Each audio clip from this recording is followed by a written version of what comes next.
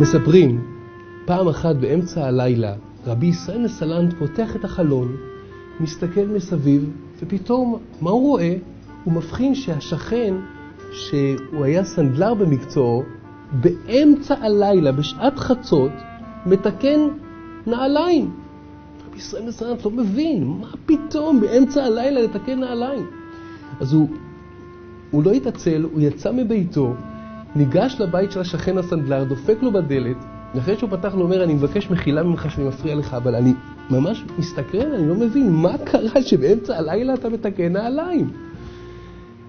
ענה הסנדלר, רבנו, יש לי נר קטן שעדיין דולק, אז כל עוד שהנר דולק, אני יכול עוד לתקן. פרשת השבוע מספרת לנו על אותו עיקרון. באו אנשים ממשה רבנו ואמרו לו, למה ניגרע?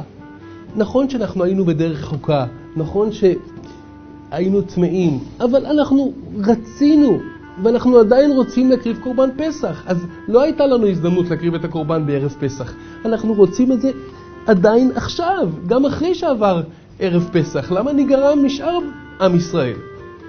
ואז משה רבנו אומר להם, תעמדו כאן ואני אשמע מה השם יש לו לומר בנוגע לבקשה שלכם.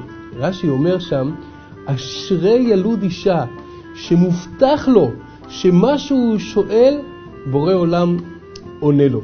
ואכן הקדוש ברוך הוא נותן הזדמנות נוספת לאותם אלה שלא יכלו להקריב קורבן פסח בי"ד בניסן, ואמר להם שבי"ד באייר הם יכולים להקריב את הקורבן פסח השני. יש הבדל בין פסח ראשון לפסח שני בכמה וכמה עניינים.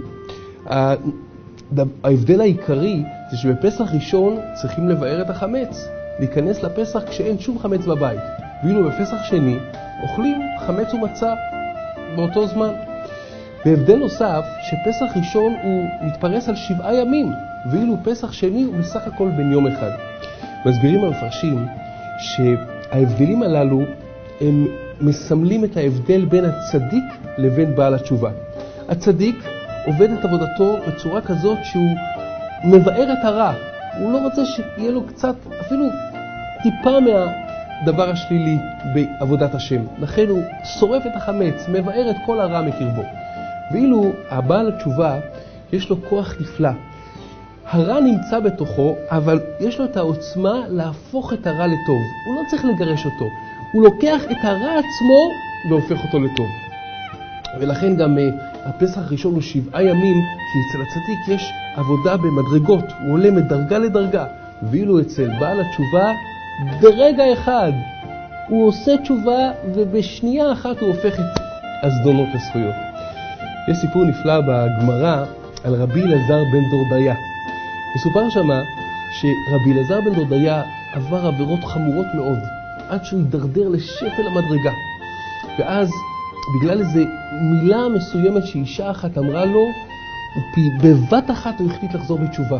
והגמרא מספרת שהוא הלך לבקש מכל מיני מקומות ואנשים שיבקשו עליו רחמים, וכשהוא הגיע למסקנה שרק הוא יוכל לבקש על עצמו רחמים, אז הוא ישב בין שני ערים וגאה בבכייה עצומה מתוך חרטה אמיתית, ואז יצאה נשמתו בטהרה, ויצאה בת קול מן השמיים ואמרה, מזומנו רבי אלעזר בן דורדיה לחיי העולם הבא.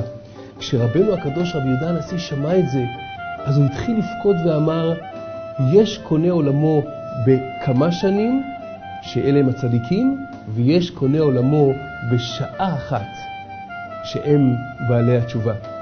אז בואו לא נשכח, כל עוד הנר דולק, אפשר עוד לתקן.